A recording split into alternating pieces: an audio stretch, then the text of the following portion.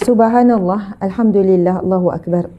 Sahabat-sahabat yang saya kasih, yang saya hormati, marilah sama-sama kita mulakan majlis kita ini sekali lagi dengan bacaan Ummul Kitab Al-Fatihah. A'udzu billahi minasyaitonir rajim. A'udzu billahi minasyaitonir rajim.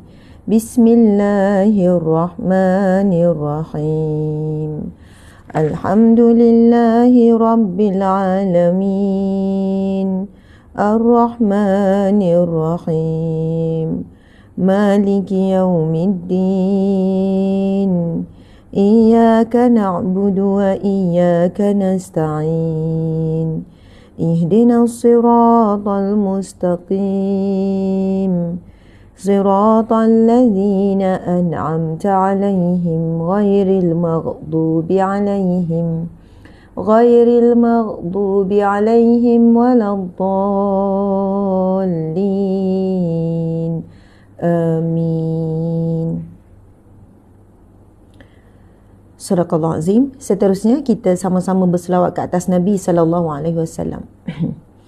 Sallallahu ala Muhammad.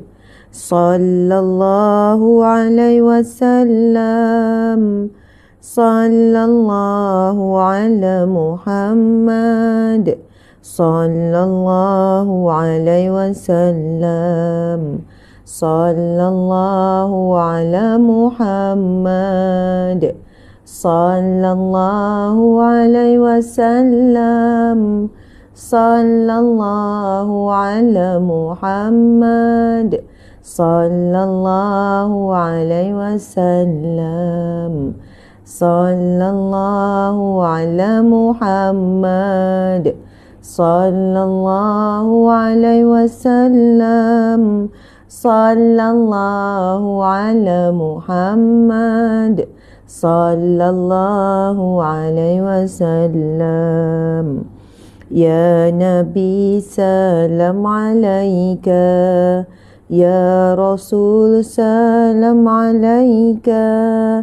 Ya Habib salam alaika. Salawatullah alaika. Ashraqal badru alaina. فاختفت منه البدور. فاختفت منه البدور. مثل حسنك ما رأينا. خط يا وجه السرور. أنت شمس أنت بدر. أنت نور فوق نوري. أنت إكسير وغالي. أنت مصباح الصدور. يا حبيبي يا محمد.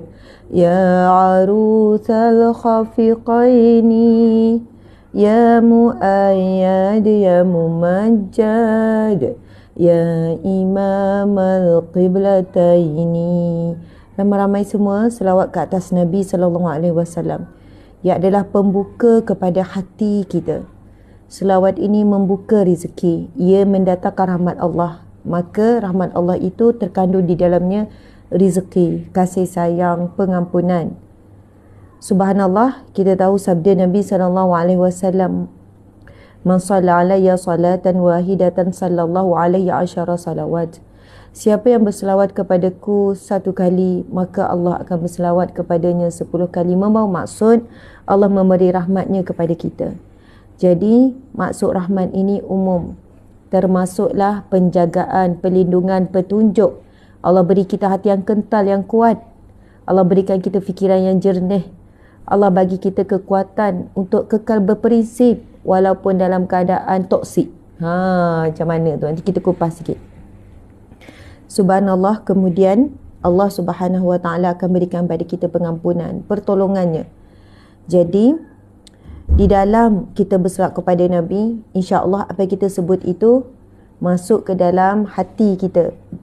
Jadi buka pintu hati kita untuk mendengar majlis ilmu. Buka pintu hati kita untuk mendapat, bukan dengar je, dapat sesuatu dan amal terus sesuatu.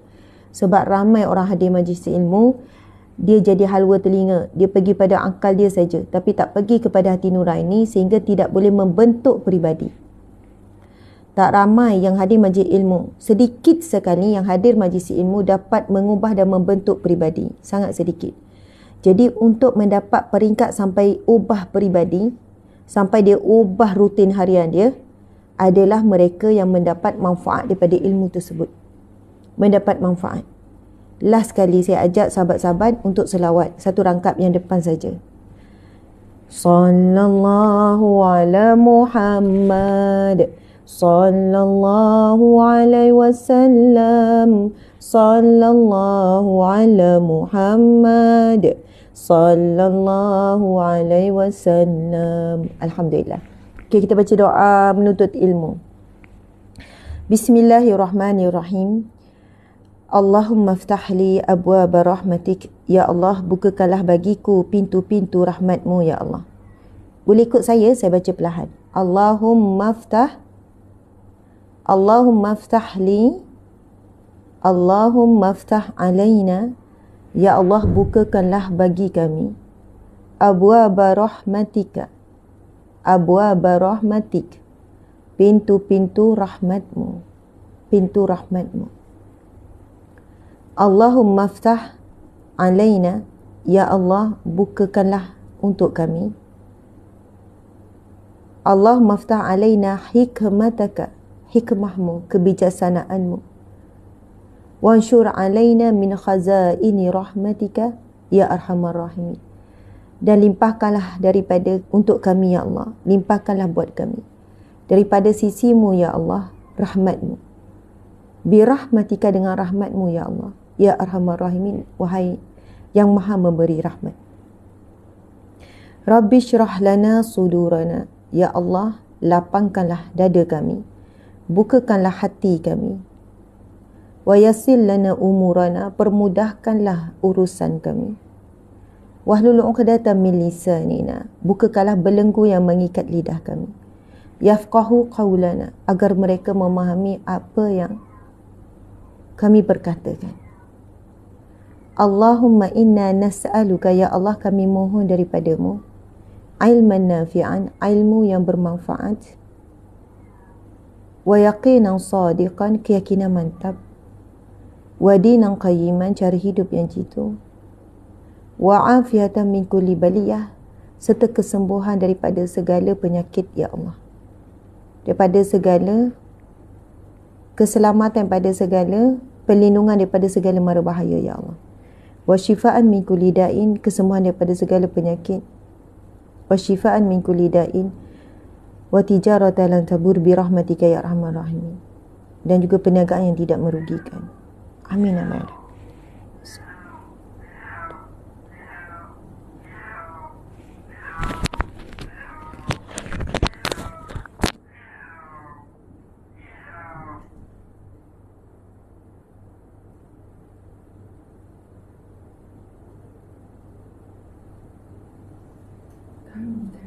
Pagi-pagi buat bising. Pagi-pagi buat bising. Masuk live sekejap. Pagi-pagi buat bising. Tengok sana.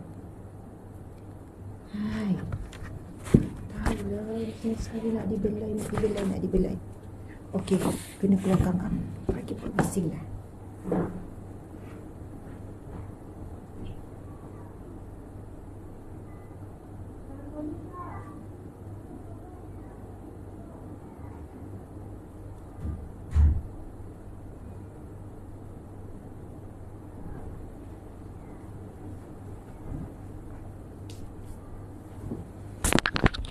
Subhanallah, Allahu Akbar. Tuan-tuan sekalian,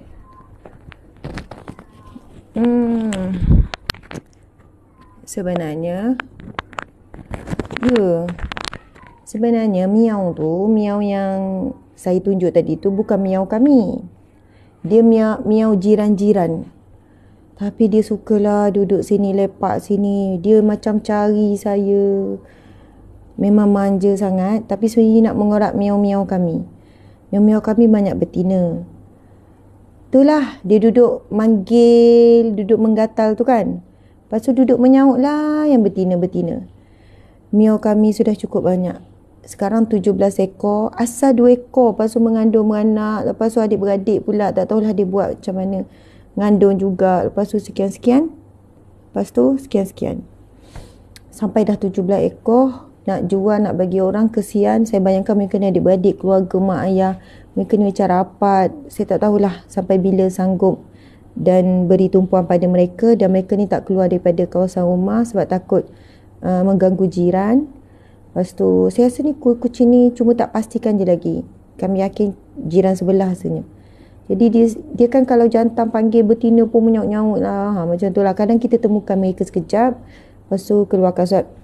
Macam tu lah ceritanya. Jadi sekarang ada yang sedang pregnant. Saya harap itu yang terakhir lah. Mungkin semua cukup lah 20 ekor cukup.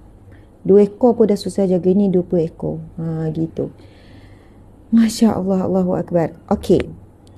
Bunyi kan. Kalau ada bunyi macam dia sedang menyaut tu. Encik suami. Abang, encik suami. Encik suami saya pergi uruskan tu. Macam tu. Okey. Subhanallah, Alhamdulillah. Tu apa sekian? Kat mana dah tadi? Kat mana? Saya cakap apa tadi ya? Saya pun terhenti.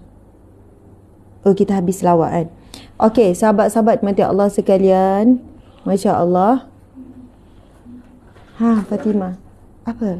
Bagi? Oh, terima kasih. Terima kasih Fatimah. Terima kasih. Gigi. Imran. Kucing yang nama Marco tu kan. Yang Mi bagi nama tu kan. Yang saya datang. Dia masuk tadi tadi. Imran kena tolong tengok sebab dia macam nak pergi kat luar kan. Ada. Okey. Gaduh. Okey, tutup pintu tu. Okey, kena tutup pintu bilik tu. Okey. Subhanallah. Muslimin-muslimat dimati Allah sekalian. Sekarang insya-Allah kita akan teruskan pengajian kita membaca hadis yang seterusnya. Alhamdulillah kita selesai membacakan hadis yang panjang pada minggu lepas. Hana, macam ni Hana. Nanti Hana masuk balik. Hana masuk lukis semula ya. Cuti sekolah kan semua anak ada. Hana pergi siap-siap dulu. Hana pergi siap-siap dulu. Adalah nak bawa Hana pergi satu tempat. Hana pergi tanya Abi. Okey. Imran. Okey Hana. Hana lukis nanti.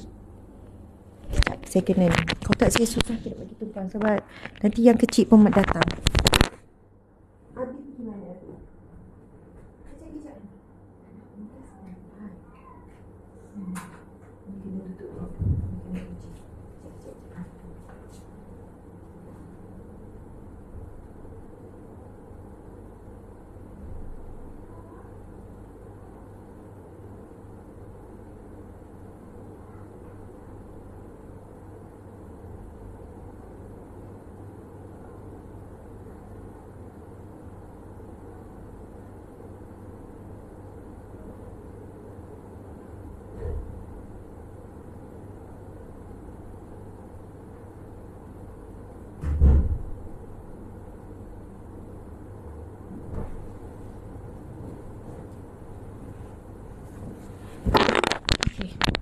Subhanallah, alhamdulillah.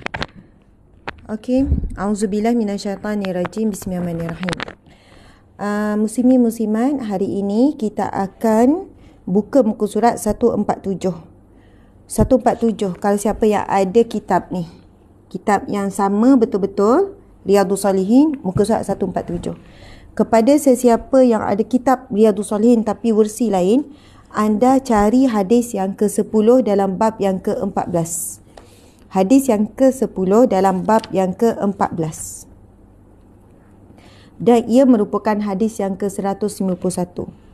Saya tak ingat dah hari ni siri kuliah Riyadhus Salihin kita atau majlis ilmu kita yang siri ke berapa, 300 lebih dah lah. Nanti ada tim tolong tuliskan maklumat. Hari ni siri ke berapa, muka surat berapa, bab yang ke berapa. Bab ke berapa tu tulis. Bab berlaku sederhana dalam beribadah. Okey.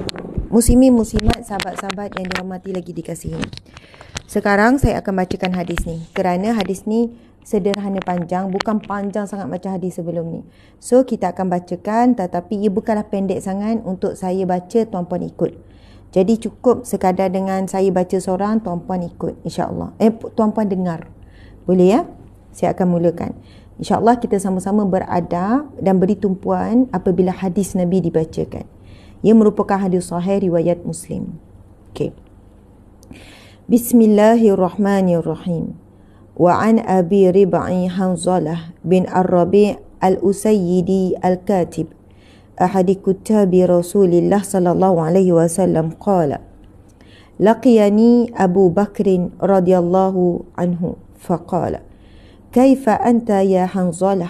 قلت نافق حنظلة. قال سبحان الله ما تقول. قلت نكون عند رسول الله صلى الله عليه وسلم يذكرنا بالجنة والنار كأن رأي عين فإذا خرجنا من عند رسول الله صلى الله عليه وسلم عافسنا الأزواج والأولاد والضيعات نسينا كثيرا. قال أبو بكر رضي الله عنه فوالله إنا لنلقى مثل هذا. فانطلقت أنا وأبو بكر حتى دخلنا على رسول الله صلى الله عليه وسلم فقلت نافق حنظلة يا رسول الله. فقال رسول الله صلى الله عليه وسلم وما ذاك؟ قلت يا رسول الله نكون عندك تذكرنا بالنار والجنة كأن رأي العين فإذا خرجنا من عندك عافسنا الأزواج والأولاد والضيعات نسينا كثيرا. فقال رسول الله صلى الله عليه وسلم والذي نفسي بيده لو تدومون على ما تكونون عندي وفي الذكر لصافحتكم الملائكة على فرشكم وفي طرقكم ولكن يا حنظلة ساعة وساعة ثلاث مرات رواه مسلم. Subhanallah, Allahu Akbar. Hadis yang kita bakal terjemahkan ini mengandungi ilmu yang begitu mendalam, menjadi panduan dan boleh menyejukkan hati kita, boleh memujuk hati kita, insya-Allah menjawab kebimbangan yang bersarang di hati kita. Subhanallah. Namun ia perlu dikupas dengan berhati-hati supaya tidak menjadi keringanan, menjadi alasan, menjadi sebab-sebab untuk kita terus dalam keadaan lalai. Masya-Allah. Mari kita perhatikan apa yang disampaikan oleh Nabi sallallahu alaihi wasallam. Dari Abu Rib'i Hanzalah bin Ar-Rabi' Al-Usayyidi Al-Katib, salah satu jurutulis, salah satu penulis Rasulullah sallallahu alaihi wasallam berkata, Abu Bakar bertemu denganku, lalu ia berkata, bagaimana keadaanmu hai Hanzalah? Masya-Allah. Hanzalah ini adalah sahabat Nabi. Beliau salah seorang jurutulis. Jurutulis bila Nabi menyampaikan ayatul Quran, ketika itu ditulis di pelepah tamar, begitulah. Juga hadis-hadis Nabi. Satu hari Hanzalah bercerita, Sayyidina Abu Bakar bertemu dengan Hanzalah. Datang ziarah lalu bertanya, apa khabar dengan kamu Hanzalah? Boleh tulis ya karakter di dalam hadis ini. Siapa yang pergi ziarah? Abu Bakar. Abu Bakar tanya soalan apa? Apa khabar Hanzalah? Bagaimana keadaanmu? Apa khabar hai Hanzalah? Saya menjawab, Hanzalah takut sampai menjadi seorang munafik. Abu Bakar berkata lagi, Maha suci Allah, apa yang kamu ucapkan itu? Saya menjawab, ketika kita berada di sisi Rasulullah SAW, beliau memberi peringatan kepada kita tentang syurga dan neraka, seakan-akan kita dapat melihatnya dengan mata kepala. Akan tetapi setelah bermain-main dengan isteri, anak-anak dan mengurus pelbagai harta, sehingga dengan demikian banyak yang kita lupakan. Kemudian Abu Bakar pun berkata, demi Allah, sesungguhnya saya juga merasakan seperti yang engkau rasakan. Masya Allah. Tuan-tuan sekalian, sebelum kita pergi lanjut, Apakah konflik dalaman yang berlaku di dalam diri Hanzalah?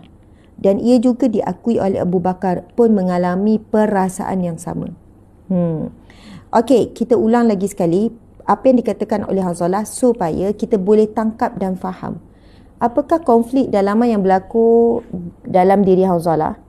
Adakah ia juga berlaku dalam diri kita? Okey. Apabila Abu Bakar bertanya kepada Hanzalah, bagaimana keadaanmu? Apa khabar Hanzalah? Lalu Hanzalah menjawab, Hanzalah takut kalau sampai menjadi seorang munafik. Hanzalah jawab, Hanzalah takut, saya takut sehingga saya menjadi orang yang munafik. Apa maksud munafik? Orang yang zahirnya beriman tapi dalamnya tidak. Orang zahirnya berkata percaya, dalamnya tidak. Orang yang zahirnya dilihat seperti taat tetapi sebenarnya bermaksiat di dalam. Orang yang nampak seperti orang yang soleh tapi rupanya seorang yang ahli maksiat ataupun memusuhi agama Allah. Munafik. Subhanallah.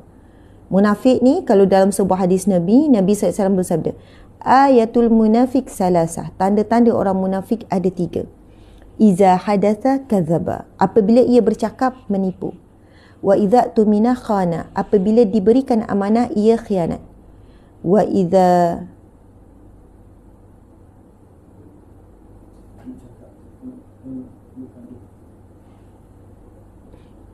ada 3. Nabi SAW bersabda, idza hadatha kadzaba. Wa idza wa'ada akhlafa. Wa idza tumina khana. Masya-Allah, alhamdulillah. Okey, saya ulang lagi sekali. Nabi SAW bersabda, ayatul munafik salasah. 3 tanda-tanda munafik. Ayatul munafik salasah. Tanda-tanda orang munafik ada 3. Idza hadatha kadzaba. Apabila bercakap, penipu. Wa idza wa'ada akhlafa. Apabila dia berjanji, dia menyalahi janji. Dia tidak tunaikan janji dia. Wa idza tumina khana. Apabila dia diberi amanah ataupun dia memegang satu amanah, dia khianat dengan amanah itu tersebut. Sebab itu dibincangkan secara teliti sebenarnya tanda-tanda munafik dan kita dilarang untuk menuduh seseorang munafik. Subhanallah, dilarang untuk judge, untuk tuduh, untuk bagi tahu ni orang munafik ni. Kamu ni munafik. Oh, jangan. Subhanallah, Allahu Akbar. Dan siapa yang memiliki 3 ciri ini serentak, cakap je nipu, diberi aman, kalau bersumpah tak boleh janji. Dia punya sumpah tak boleh percaya dah. Dia sumpah nama Allah, siap, saya bersumpah, saya berjanji gini. Lepas tu dia pun mungkir. Kemudian yang ketiga itu bila diberi amanah, dia tak jalankan tugas dia sebaik mungkin. Kalau pada diri seorang terkumpul 3 serentak, 3 cukup. Orang kata tu munafik totok. Minta maaf ya. Soalahnya lengkap dia menjadi seorang munafik kalau 3. Setengah orang dia ada 1 je. Dia orang yang ni cuma bercakap tu kadang tak betul. Okey, dia kalau berjanji dia memang tunaikan tapi amanah dia kurang bagus sikit.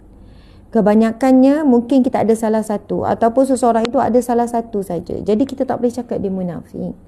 Dan kalau pun ada 3 pun elakkan. Jangan berkata, judge, menilai, menghukum seseorang itu munafik. Subhanallah. Sebab munafik ni kedudukannya sangatlah berat. Dan kalau di dalam neraka, munafik itu dikerak api neraka. Dia di bawah neraka yang paling dahsyat. Kalau kenikmatan, kita bayangkan syurga tertinggi. Tapi kalau neraka, lagi bawah, dasar neraka lagi dahsyat penyiksaan. Jadi munafik dulu, barulah pergi kepada kafir. Maksudnya dahsyat sangat kedudukan munafik ni di dasar neraka. Kerana orang-orang munafik ini merosakkan Islam, agama Allah daripada dalam, bukan daripada luar. Kalau orang kafir tu jelaslah kafir. Dia menentang agama Allah secara zahir. Tetapi orang munafik ini penentang agama Allah secara diam. Berlaku banyak kekeliruan terhadap Islam kerana orang munafik. Kerana para munafik inilah menatakan kekeliruan orang bukan Islam terhadap Islam. Mengatakan Islam ni ganas, mengatakan Islam ni agama yang zalim, agama contoh-contoh yang mengaku Islam tapi membunuh sesama Islam. Itu munafik. Okey. Muslimin muslimat dimati Allah sekalian. Di kalangan kita mungkin ada perangai yang menipu, beri amanah, tak tunaikan, tapi dalam keadaan dia rasa bersalah, dia berubah, dia baiki diri. Bukannya munafik yang totok, yang betul-betul tak rasa bersalah, cakap beriman tapi belakang merancang untuk menjatuhkan Islam. Antara ciri orang munafik adalah dia tidak amanah dengan Al-Quranul Karim. Dia ubah suai maksud isi kandungan Al-Quran untuk disesuaikan dengan kefahaman dia, dengan ideologi yang dia bawa. Ini antara munafik yang sangat berat. Dia ubah suai, dan para munafik ini ramai yang menolak hadis Nabi. Dia kata kami ini tak terima hadis Nabi. Kami fokus Al-Quran je. Kita tidak akan mampu memahami Al-Quran tanpa tafsiran syarah daripada hadis Nabi. Tak mampu. Sebab itu dalam Al-Quran pun disebut sebagai Nabi Muhammad itu Rasul, iaitu perantaraan utusan Allah. Sebab apa dia lantik Rasul utusan Allah di kalangan manusia? Sebagai memahami keperluan manusia. Memahami bagaimana nak menyampaikan sesuatu mengikut kadar kemampuan manusia. Sebab itulah apa yang Nabi sampaikan melalui hadis Nabi ini menjelaskan ayat-ayat Al-Quran. Para munafik ini dia mengubah syariat Islam mengikut kesusahan sampai jadi liberal. Liberal, sekular, feminism. Semangat kewanitaan tidak ada masalah. Saya pun ada semangat kewanitaan sebab kita wanita kan. Tapi apabila dia merendah-rendahkan hukum hakam yang terkandung dalam syariat Islam, perintah larangan Allah terhadap wanita khususnya, pergaulan-pergaulan Nabi dengan isteri yang dipertikaikan, sampai peringkat keberaniannya sampai tahap itu, mempertikaikan syariat Islam, maka semua itu adalah di antara ciri-ciri golongan-golongan yang munafik. Ia memburukkan Islam, dan di mereka Islam, mereka mengaku Islam. Memburukkan Islam daripada dalam. Ia lebih bahaya daripada orang kafir yang jelas boleh ditolak sebab kita tahu orang kafir, tapi ini mengaku Islam. Jadi ia telah merosakkan prinsip asasi Islam, syariat Islam, landasan Islam daripada dalam. Dan ramai yang ikut, ramai yang follow, ramai yang berpegang, menyesatkan umat Islam daripada dalam. Subhanallah, tuan-puan dimati Allah sekalian. Jadi saya nak kembali semula. Apabila Hanzalah kata, bila Abu Bakar tanya, apa khabar, bagaimana keadaanmu wahai Hanzalah? Lalu Hanzalah pun berkata, wahai Abu Bakar, Hanzalah bimbang dirinya menjadi munafik. Lalu Abu Bakar pun bertanya, Maha suci Allah, subhanallah. Abu Bakar pun menjawab, subhanallah. Maha suci Allah, subhanallah. Apa yang kamu ucapkan itu? Ataupun kenapa kamu cakap macam tu, Hanzalah? Subhanallah, kenapa cakap macam tu? Kenapa kamu rasa diri kamu munafik, wahai Hanzalah? Lalu Hanzalah pun menjawab, ketika kita berada di sisi Rasulullah SAW, ketika kita bersama dengan Nabi dalam majlis Nabi, Nabi duduk depan, ketika baginda memberi peringatan kepada kita tentang syurga dan neraka. Bayangkan keistimewaan sahabat Nabi ni. Ketika beliau, iaitu baginda Nabi SAW, memberikan peringatan tentang syurga dan neraka, seakan-akan kita dapat melihatnya dengan mata kepala. Bila Nabi bercerita tentang syurga neraka, kita boleh seolahnya kepercayaan, keimanan kita tentang syurga dan neraka ni, seolahnya syurga dan neraka tu duduk depan kita. Kita tahulah macam mana ya. Ini maksud dia ni, maksud depan kepala ni, depan mata kepala ni. Sebab itu sahabat Nabi bila dengar daripada Nabi baca ayat Quran ke hadis Nabi tentang syurga dan neraka, mereka menangis sampai pengsan. Mereka menangis teresak-esak dengan sangat dahsyat. Sebab mereka boleh bayangkan dan mereka seolahnya melihat syurga dan neraka depan mata. Bila cakap tentang neraka, pengsan, nangis, ketakutan seolahnya depan mata. Itulah Hanzalah yang Hanzalah rasakan. Beliau memberi, lalu akan tetapi setelah kita keluar daripada majlis Rasulullah SAW, kita bermain-main ataupun bermesra dengan isteri, bersama dengan isteri, bermain-main dengan isteri ni bahasa bertapis, bermesra, bergurau senda dengan anak-anak dan menguruskan pelbagai urusan harta, sehingga dengan demikian banyak yang kita lupakan. Kemudian Abu Bakar berkata, demi Allah, sesungguhnya saya juga pernah rasa seperti kamu rasa. Saya juga rasa apa yang kamu rasa. Faham Kita pun sama, betul atau tidak? Bila hadir majlis ilmu, kita boleh menangis. Bila selawat dan majlis ilmu, oh rasa sayu. Yang memimpin pula orang alim, orang soleh, tuan-tuan guru. Subhanallah, alim ulama. Kita pun sama kan. Bila datang ujian, dekat rasa dengan Allah, mohon, merayu-rayu, merintih. Tapi masa kita bergembira, masa kita dengan keluarga, masa kita uruskan harta, cari rezeki dan sebagainya, subhanallah, keadaan kita berbeza. Bila dekat dalam masjid lain rasa, melangkah keluar je tak dah rasa. Dalam masjid suasananya lain. Subhanallah, Allahu Akbar, sahabat-sahabat. Sampai ke Hanzalah ni susah hati, aku ni munafik ke? Depan Nabi kami lagi menangis beria-ria. Kan? Depan Nabi kami lagi, ya Allah ketakutan, terbayang tak nak ni. Dunia ni, semua dunia ni. Tapi bila keluar daripada majlis Rasul, bermesra, bersukaria dengan isteri, dengan anak-anak, kemudian uruskan harta, cari rezeki. Seolah-olahnya, Hanzalah kata, seolah-olahnya kita lupa tentang syurga dan neraka. Kemudian, Hanzalah sambung cerita ni. Kita kena dengar apa jawapan Nabi, penjelasan Nabi. Kemudian saya dan Abu Bakar berangkat ke tempat Rasulullah sallallahu alaihi wasallam. Lalu saya berkata, Hanzalah takut kalau sampai menjadi seorang munafik ya Rasulullah. Saya dan Abu Bakar ajak Hanzalah pergi jumpa Nabi. Jom jumpa Nabi. Kita tanya konflik yang sedang berlaku dalam diri kita ni kepada Nabi sendiri. Lalu bila jumpa dengan Nabi, Sayyidina Abu Bakar pun bertanya, ya Rasulullah, Hanzalah takut kalau sampai menjadi seorang munafik. Lantas Rasulullah SAW bertanya, mengapa demikian? Kenapa?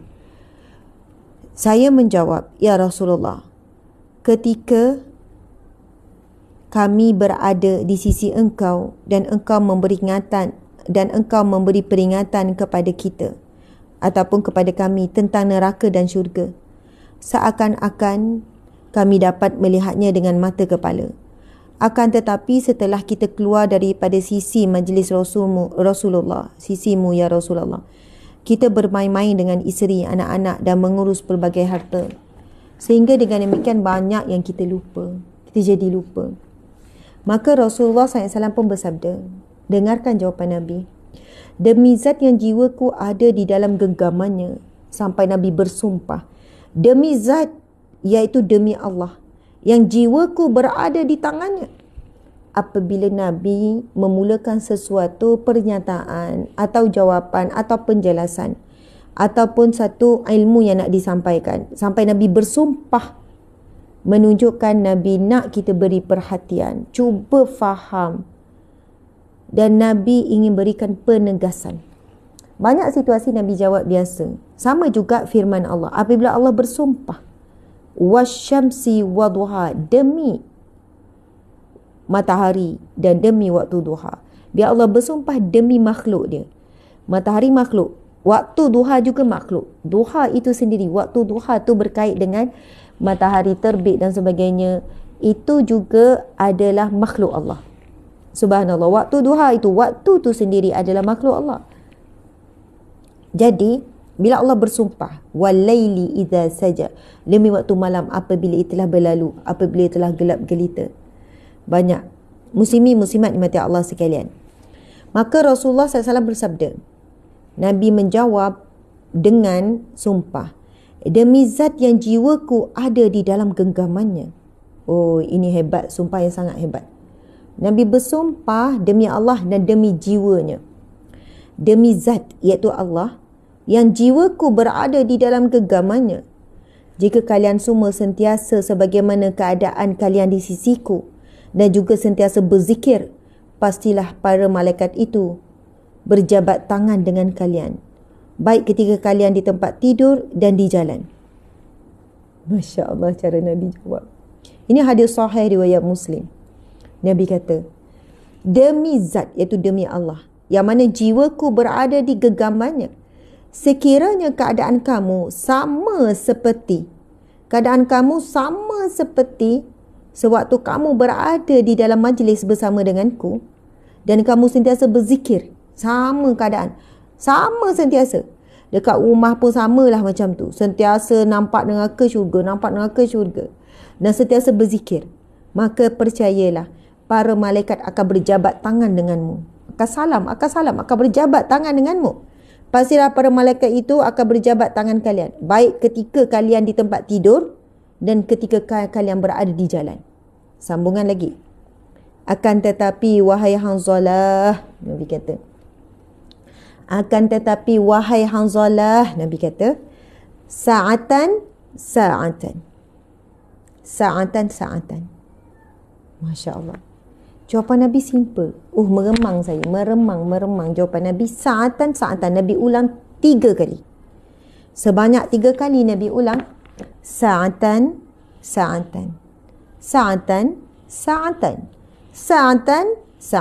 Apa maksud dia?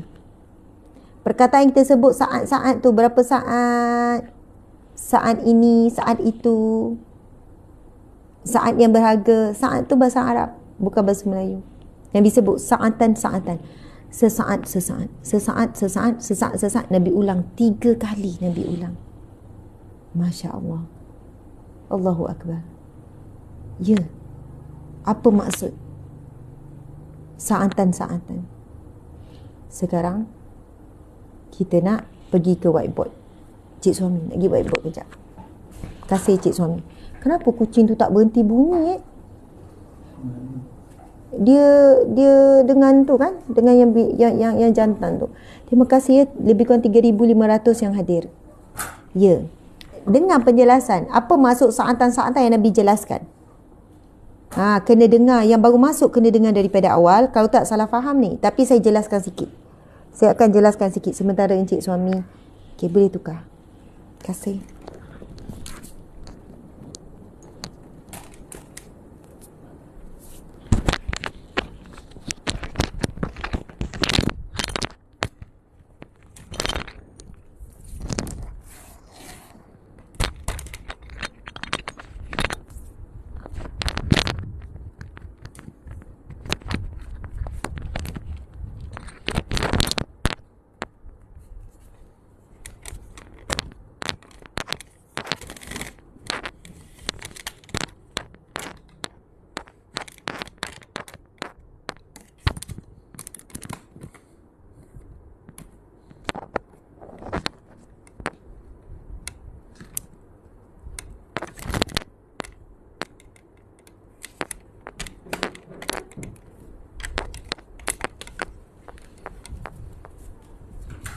Okey.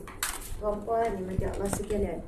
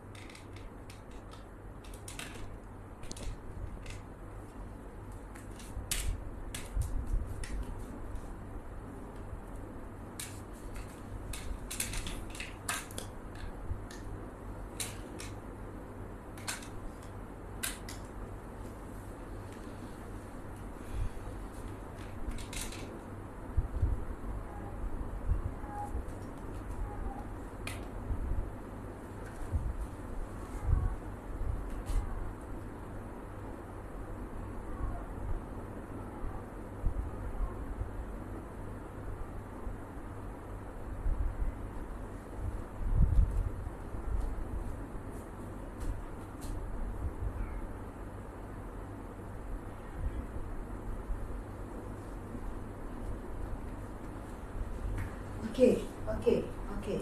Subhanallah, Allahu Akbar. Sempat tukar tudung. Sebenarnya tudung tadi tu, ingat nampak tak macam saya tak selesa? Sebenarnya ketat. Kisah dah makin membesar. Tapi tu memang tudung lama tu, 5-6 tahun yang lepas. Ini rapat sangat tak? Okey je. Tak rapat sangat. Okey, baik.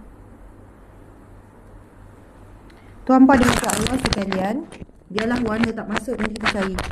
Tak, kenapa warna hijau semua jadi macam serba tak kena. Okey, tuan-puan dan Allah sekalian. Dalam hadis ini kita ceritakan tentang, ada yang tanya, Ustazah buku apa tu dan sebagainya. Sebenarnya kita gunakan kitab Riyadhus Shalihin ni. Pengajian kita ni dah masuk siri yang ke berapa? Tim ada tulis tak? 300 berapa tah? Ini kita gunakan kitab Riyadhus Shalihin. Ini kitab muktabar disusun oleh Imam Nawawi. Ini ulama besar, Hujjatul Islam, pembela Islam, benteng Islam, ulama kabir kita panggil, ulama-ulama utama yang besar yang atas sana tu, oleh Imam Nawawi. Bacalah siapa Imam Nawawi ni. Jadi kitab Riyadhus Shalihin yang bermaksud taman orang soleh. Ia himpunan hadis-hadis Nabi yang sahih, yang hasan. Tapi 90% lebih adalah hadis-hadis yang sahih. Ia berkaitan secara umum ataupun majoritinya adalah berkaitan dengan tasawuf, dengan akhlak, tentang rohani, tentang jiwa. Akhlak kita dengan Allah, dengan manusia, dengan makhluk, dengan binatang, dengan tumbuhan dan sebagainya. Kemudian ada ilmu akidah. Kemudian ada ilmu fiqh sikit saja. Tapi subhanallah, bila kita belajar tentang kitab tasawuf seperti ini, sebenarnya ia berkait dengan seluruh kehidupan kita. Contoh hadis yang kita nak cuba fahami saat ini. Apa yang dimasukkan jawapan Nabi sa'atan. Okey, kasih Encik. Jadi kitab ni dijual di banyak tempat. Kedai-kedai buku kebanyakan ada. Dan subhanallah, anda boleh beli online juga dengan kami. Cari je Gala UAH, apa tak nama. Sebenarnya yang tu kan, maklumat tu kena siap ada. Ada tak Dewan Perbaru ya? Yang media rasmi kita tu. Poster media rasmi tu. Okey, sebenarnya kita ada semua di media rasmi, ada banyak. Cari je, ada link Shopee lah, ada nombor telefon, nantilah dia orang share tu. Kan? Biasa ada kan? Kena datang balik kan? Selesaikan apa yang patut kat sini. Okey. Baik, masuk datang balik tu tim. Baik, subhanallah muslimin muslimat. Dalam hadis ini, hadis yang keberapa tadi? Hadis yang keberapa? Saya rasa hadis yang ke 10 Hadis yang ke 10. Okey, hadis yang ke 10 dalam bab 14. Lepas tu ia merupakan hadis yang ke 151 dalam kitab Riyadhus Shalihin. Maksudnya kita dah sampai ke hadis yang ke 151 dah. Dah 150 hadis kita baca. Ada yang panjang sampai berapa muka surat. Lepas tu hadis yang ke 10. Okey, dalam bab yang ke 14. Nabi dah 14 ni. Tajuk bab 14 ada sederhana dalam melakukan ibadah. Subhanallah. Okey. Saya sebenarnya kan suka yang magnet tu. Saya rasa tim ada je hari tu. Kita boleh lekat-lekat tu kan. Okey, baik. Tuan-puan dimati Allah sekalian, dalam hadis yang kita bicarakan ni ada dua karakter, ada dua orang sahabat Nabi. Yang pertama, Hanzalah. Anak saudara saya nama Hanzalah. Ini nama sahabat Nabi yang terkenal ni, Hanzalah. Macam-macam cerita Hanzalah ni. Lepas tu yang kedua adalah Abu Bakar. Hanzalah radhiyallahu anhu, Sayyid Abu Bakar radhiyallahu anhu. Okey. Tuan-puan sekalian, apa yang berlaku Hanzalah dengan Abu Bakar? Satu hari Abu Bakar pergi ziarah Hanzalah. Lalu Abu Bakar bertanya, "Bagaimana keadaanmu wahai Hanzalah?" Ataupun apa khabar Hanzalah? Lalu apa jawapan Hanzalah kepada pertanyaan Abu Bakar? "Wahai Abu Bakar, Hanzalah bimbang dirinya menjadi munafik." Hanzalah bimbang dirinya menjadi munafik. Kemudian Abu Bakar bertanya kepada Hanzalah. Pertanyaan Abu Bakar, Abu Bakar bertanya dengan perkataan apa? Subhanallah. Biasakan diri kita bila berbual Subhanallah, Masya Allah, Astaghfirullah, La ilaha illallah. Jadi, kalau ikutkan Hanzalah bagi tahu benda yang teruk kan. Wahai Abu Bakar, Hanzalah bimbang dirinya munafik, wahai Hanzalah. Lalu, saya Abu Bakar pun respon, Subhanallah, kenapa begitu wahai Hanzalah? Why? Why you feel like that? Gitu. Kemudian, Hanzalah pun menjawab, ketika kita berada bersama dengan Rasulullah, dalam majlis bersama dengan Rasulullah, dan Nabi bercerita tentang syurga dan juga neraka, kita merasakan bahawa syurga dan neraka itu boleh dilihat dengan mata kepala kita. Namun apabila kita berada bersama dengan isteri, anak-anak, bermain dengan mereka, bermesra dengan mereka, dan ketika menguruskan harta, urus harta, mencari rezeki, ialah buat urusan harian, kita seolahnya lupa akan semuanya itu. Lupa dah tentang syurga neraka tu, lupa. Maksudnya ketika itu kita sedang menikmati gembira lah dengan isteri, dengan anak-anak, lupa tentang syurga neraka tu. Subhanallah. Bila Sayyidina Abu Bakar dengar apa yang Hanzalah bagi tahu, Ustaz Abu Bakar pun kata, saya juga merasakan begitu. Samalah, saya pun rasa begitu. Subhanallah. Dan tadi kita jelaskan tentang dalam sebuah hadis Nabi sebut ayatul munafik salasah. Ayatul munafik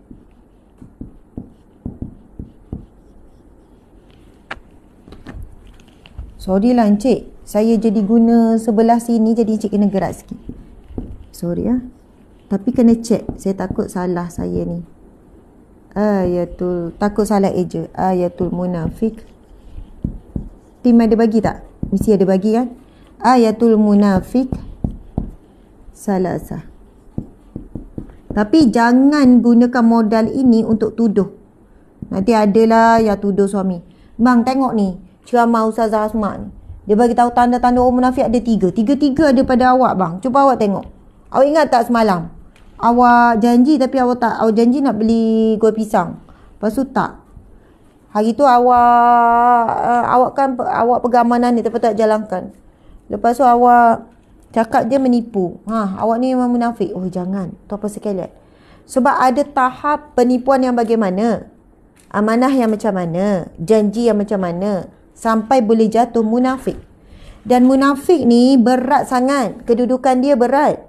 Lebih berat, lebih dahsyat, lebih teruk azabnya berbanding orang kafir. Orang kafir. Jadi dia munafik tentang apa? Dia menipu tentang apa? Amanah yang dia abaikan, amanah yang berkait dengan apa? So, muamalah harian kita tak boleh mudah untuk munafik. Kita suruh anak kita basuh baju. Lepas tu anak kita kata, okey, janji ya basuh baju. Kita janji. Lepas tu kita balik, dia tak basuh lagi. Lepas tu dia leka dengan main game. Tak boleh terus kata, munafik ni tadi janji. Oh no. Dalam muamalah harian, dalam perkara-perkara harus, perbuatan harian, benda yang boleh perintah-perintah yang berkaitan dengan sesama manusia ni. Suami suruh isteri buat apa, isteri minta suami apa-apa, janji suami dengan kita apa semua. Okey, maksudnya ada tahapan dia, ada tahap-tahap. Jangan semudahnya nak menuduh orang munafik. Ini tuduhan yang berat. Subhanallah. Tapi apabila melibatkan tentang urusan agama, berkaitan dengan Al-Quranul Karim, berkaitan dengan hadis Nabi, syariat Islam, inilah yang berkaitan dengan sifat-sifat orang munafik. Seolahnya depan lain, belakang lain, luar lain, dalam lain. Itu yang Hanzalah risau. Sebab dia rasa dia berada dengan Rasulullah, dia boleh menangis, boleh terbayang syurga neraka sampai pensan. Tapi bila rumah lupa. Jadi adakah dia orang munafik? Depan Nabi je dia nampak macam dia yakin dan percaya tentang syurga dan neraka. Tapi bila balik rumah macam dah tak ingat dah syurga neraka tu. Dia bimbang, dia tergolong di kalangan orang munafik. Betul tak ni Encik? Ejaan ni? Ayatul munafik. Ada? Cek tak hadisnya? Salasah. Perkataan ayatu ataupun salasah. Yang pertama, Iza hadasa. Yang pertama, ayat pertama ni betul tak?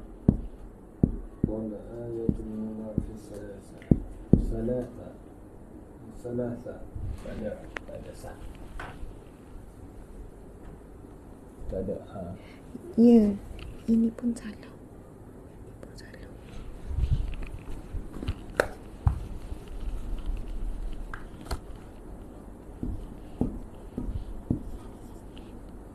Dia macam ni kan?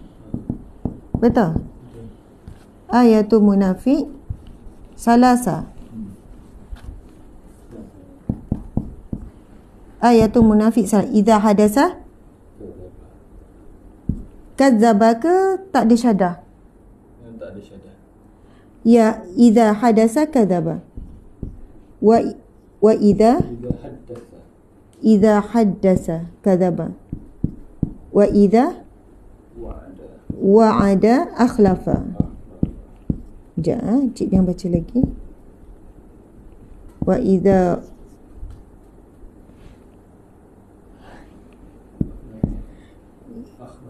ya. Wa idza wa'ada akhlafa. Cik bunyi-bunyi. Cik bunyi-bunyi.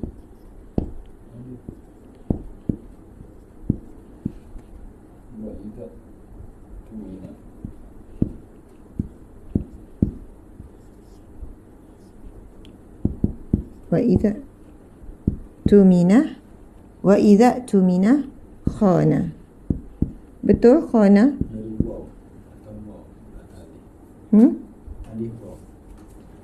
Sini.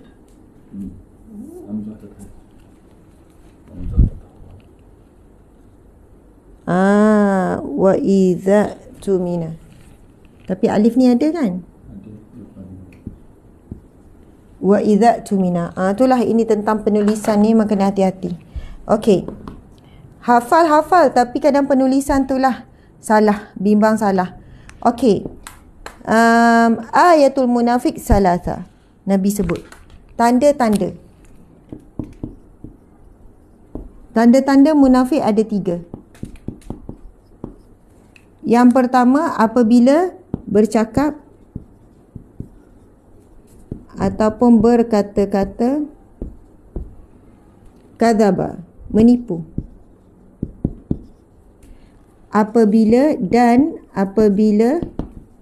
wa'ada, berjanji, akhlafa, dia memungkiri. Dan apabila diberi amanah ataupun pegang amanah. Maaf ya, harap tulisan tu boleh dibaca. Khana, dia khianat. Kata khianat ni bahasa Arab. Okey. Tuan-puan dimati Allah sekalian. Ini adalah hadis Nabi SAW. Hadis riwayat Bukhari. Dia adalah hadis riwayat Bukhari. Dan ia merupakan hadis sahih riwayat Bukhari bernombor 32. Tanda-tanda orang munafik ada 3. Jadi kita kena hati-hati. Walaupun kita tidak boleh semudahnya menuduh, memang tak boleh tuduh semudahnya orang tu munafik ni munafik. Yang paling utama, bila kita baca tanda-tanda munafik ni, muhasabah diri. Adakah kita mempunyai ciri-ciri munafik mild? Orang kata ciri-ciri munafik yang bawah, yang lembut, yang baru nak start jadi munafik. Bila bercakap je tak jujur. Tak jujur dengan suami, suka putar alam, tak boleh nak jawab direct, tanya A jawab A. Sebab itu sahabat Nabi sebut, jika kamu belah dadaku. Saya tak ingat salah seorang sahabat Nabi yang terdekat antara 4 orang tu, Sayyidina Ali mungkin, ataupun wallahualam. Jika engkau membelah dadaku, maka apa yang aku cakap sama dengan apa yang terkandung dalam hati. Betapa mereka ni belajar meluruskan apa yang disebut pada lidah dengan hati. Dan bagaimana mereka berusaha, apa yang mereka tunjukkan pada zahir, apa yang zahir itulah apa yang dalam hati. Subhanallah. Di kalangan kita ada yang senyum, dalam hati tak suka. Ada yang hormat, dalam hati benci. Subhanallah, Allahu Akbar. Tak ikhlas. Tidak sama dengan yang luar tu dengan dalam. Sebut sayang awak, dalam hati tak rasa apa-apa. Dia tak keluar daripada dalam hati tu. Subhanallah. Jadi, apabila sahabat Nabi kata, apa yang saya sebut pada lidah, itulah dalam hati.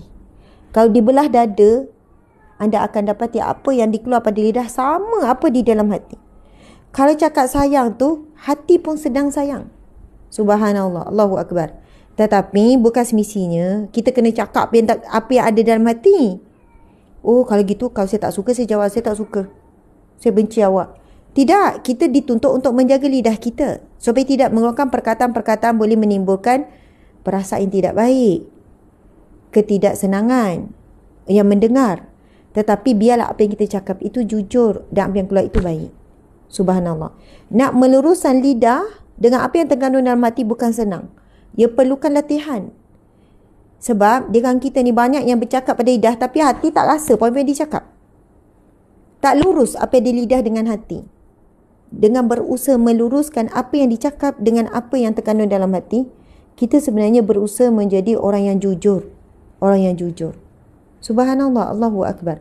Kadang tak sakit sangat, tapi mulut tu, kadang bukan letih sangat, tapi mulut tu mongok macam letih teramat. Padahal nak excuse sekian-sekian. Nampak benda tu kecil. Sebab itu kita kena beri perhatian juga pada anak-anak supaya mereka tak terbiasa tidak bercakap benar ataupun menipu, sehingga mereka rasa dengan menipu mereka boleh excuse banyak perkara. Dengan menipu mereka boleh selamat daripada kena marah.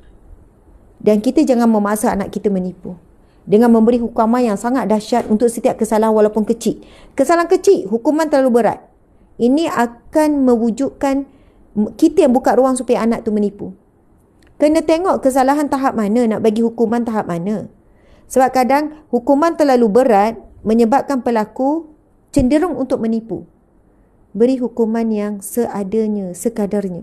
Tapi jangan mengambil mudah bila kita dapati anak kita tidak bercakap jujur.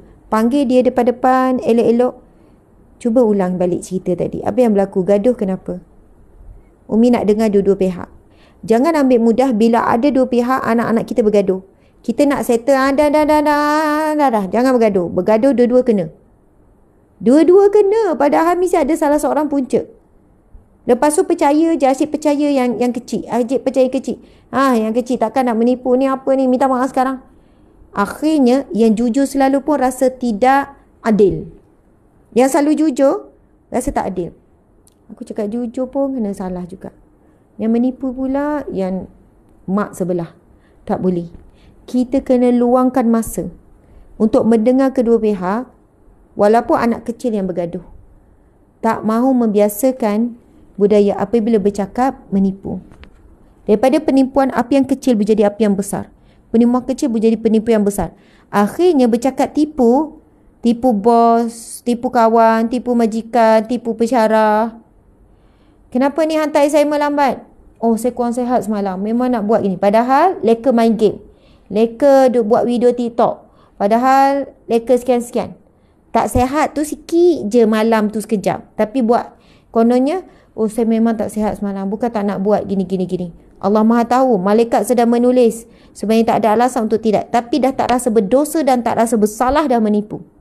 Sampailah dia berkata perkara-perkara berkataan dengan syariat.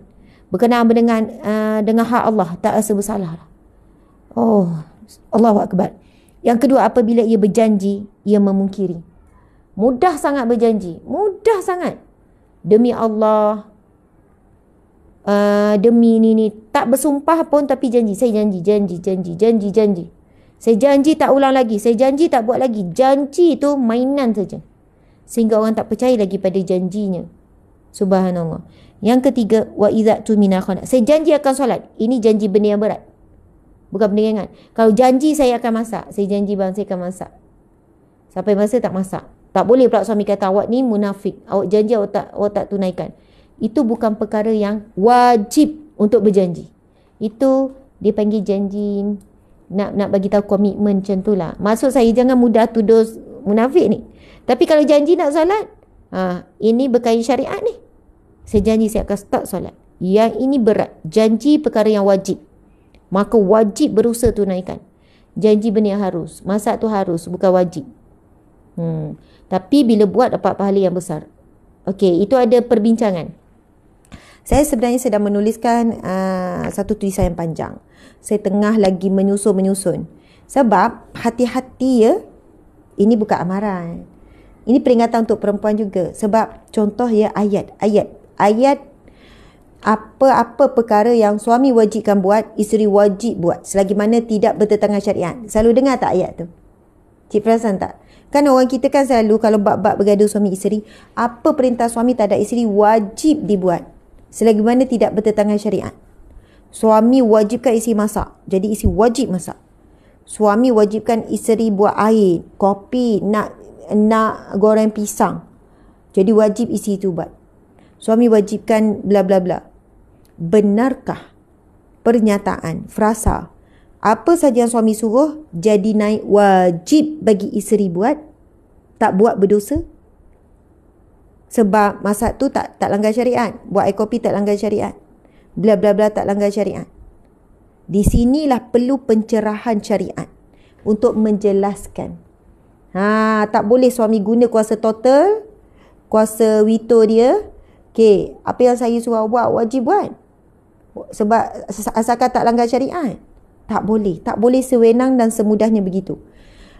Hasil daripada saya baca ayat-ayat dan ramai yang salah faham ni, saya dengan seorang guru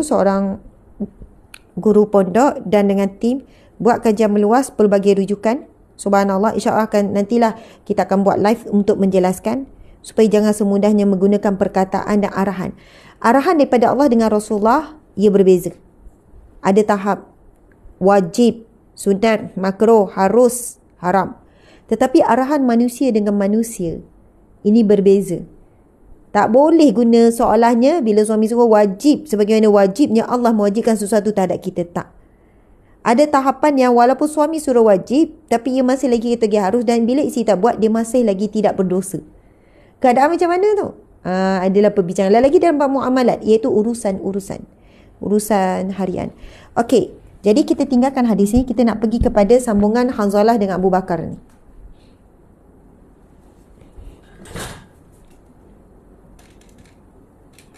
Okey. Oh, nak snap hadis tu. Okey. Silakan.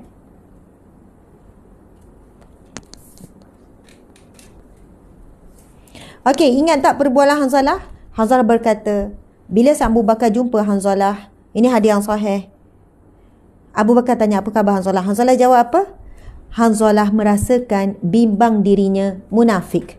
Lalu Abu Bakar tanya, subhanallah, kenapa kamu rasa kamu munafik, wahai Hanzalah? Hanzalah pun bercerita, ketika kita berada bersama Rasulullah dan Rasulullah bercerita tentang syurga dan neraka, kita merasakan syurga dan neraka itu boleh dilihat dengan mata kita. Sebab itu sahabat Nabi bersama dan majlis Nabi akan menangis meraung-raung sampai pingsan. Sebab mereka boleh bayangkan depan mata dan mereka sedang ketakutan.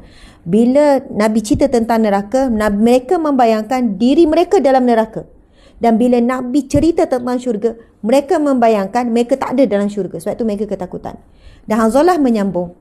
Dan apabila kita kembali kepada keluarga, kita bermain dengan isteri dan anak-anak dan menguruskan harta, maka kita lupa semua itu. Lalu Abu Bakar berkata, aku pun sama, rasa seperti yang kamu rasa. Lalu Abu Bakar mengajak Hanzalah bertemu dengan Nabi SAW, bertemu dengan Nabi SAW. Keduanya pergilah bertemu dengan Nabi. Masya Allah, pergilah bertemu Nabi. Seronok kan? Terus ada kemusykilan, terus boleh merujuk kepada Nabi SAW. Keduanya pergi bertemu dengan Nabi SAW. Bila bertemu dengan Nabi, Abu Bakar memulakan ayat, ya Rasulullah, Hanzalah merasakan dirinya munafik. Abu Bakar beritahu Nabi, ya Rasulullah, Hanzalah merasakan dirinya munafik. Kemudian Nabi pun bertanya, kenapa begitu? Why you feel like that? Lalu Abu Bakar pun bercerita, kerana Hanzalah berkata, ulang balik ayat tadi. Ketika bersama denganmu ya Rasulullah, kami merasakan bahawasanya syurga dan neraka tu seolah boleh lihat dengan mata. Tapi bila kami kembali kepada keluarga, bermain-main bermesra dengan isteri dan anak-anak, dan sibuk menguruskan harta, bekerja, kami seolahnya lupa tentang syurga dan neraka. Subhanallah. Apa jawapan Nabi, tuan-puan sekalian? Apa jawapan Nabi SAW?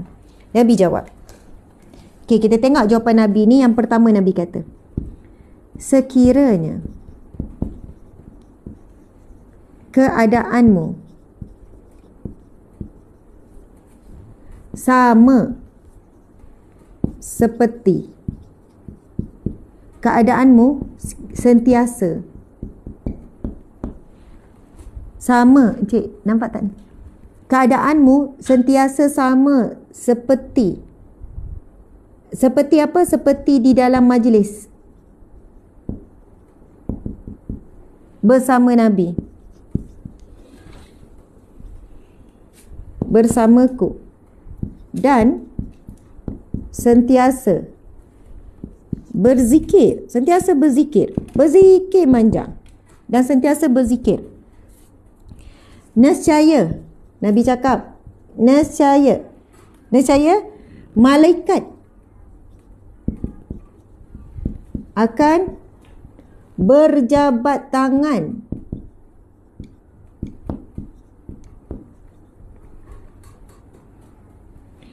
nescaya malaikat akan berjabat tangan denganmu, berjabat tangan saat kamu di mana? Tak, kena rujuk. Ayat tu saat kamu di pembaringan ataupun di tempat tidur. Tim kena pastikan ni, saat kamu di tempat tidur dan di jalanan.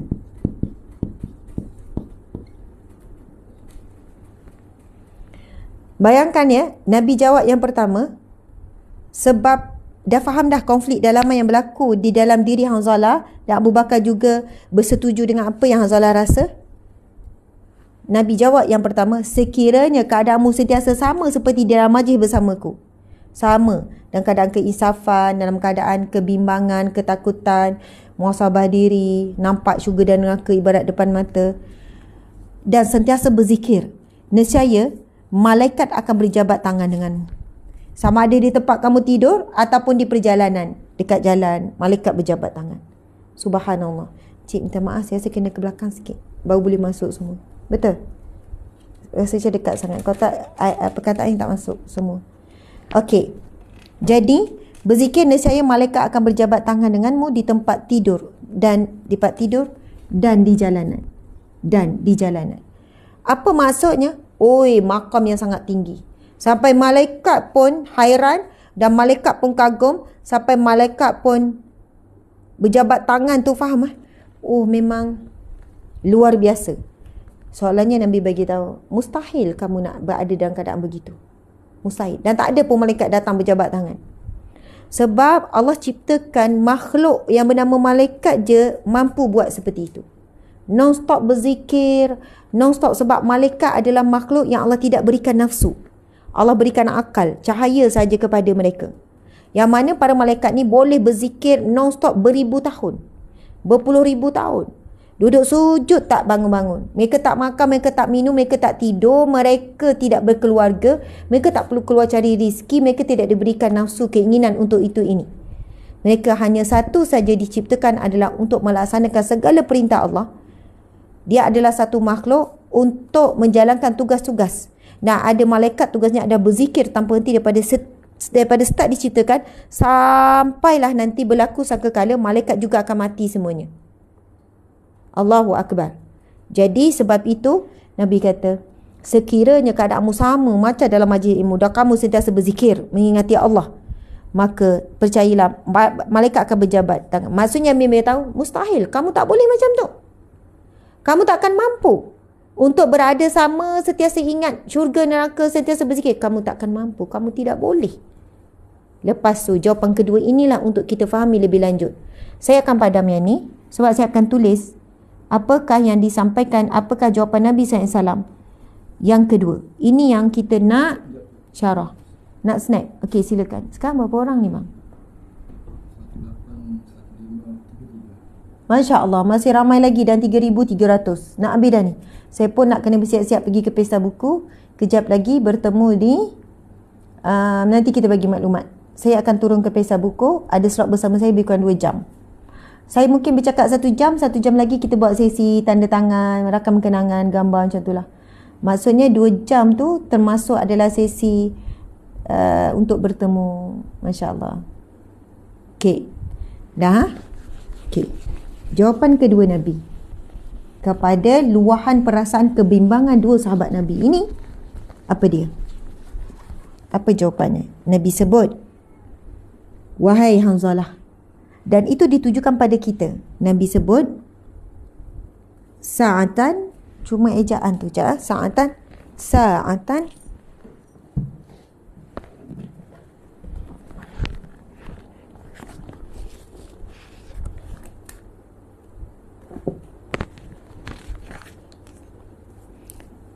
Sa'atan wa sa'atan. Okay, encik. Nabi jawab sa'atan wa sa'atan. Nabi jawab apa?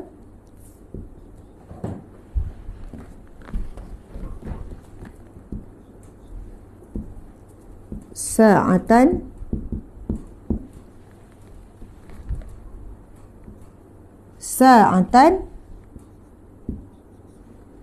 wa sa'atan. Nabi ulang 3 kali. Encik, okey tak ni? Nampak tak? Sa'atan wa sa'atan. Sesaat dan sesaat. Mendalam sangat maksud ni. Sesaat dan sesaat. Inilah yang kita kena faham sekarang. Nabi sebut apa? Sa'atan wa sa'atan. Dan Nabi ulang 3 kali. Sa'atan wa sa'atan. Sa'atan wa sa'atan. Sesaat dan sesaat. Sesaat dan sesaat. Apa maksud dia? Sebenarnya hari tu lagi saya minta tim sediakan untuk 3 live. Ingat tak? Daripada hari tu lagi sebut.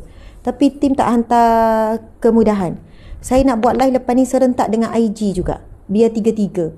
So di IG pun ada follower dalam 1 juta lebih. Sayang sangat lama tak live di IG. So untuk sekian kalinya tim tolong buat apa yang saya minta.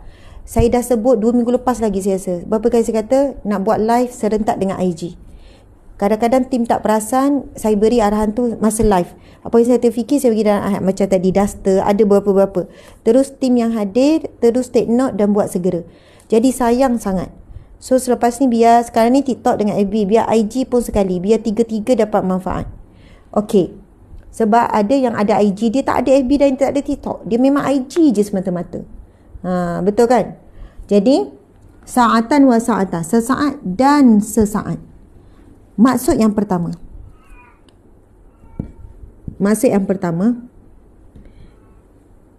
Ya, ada 2 maksud secara umum. Dan kalau nak cari yang tersirat lagi maksud apa yang Nabi nak sampaikan masih banyak. Sekejap.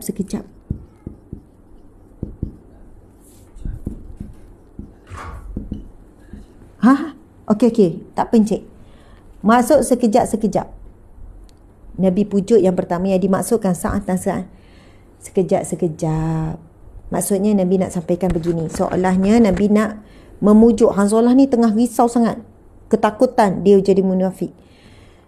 Nabi memberitahu hakikat fitrah manusia. Sekejap ingat, sekejap lupa. Sekejap insaf, sekejap lalai. Maksudnya sentiasa berubah. Kita ni sesaat macam ni.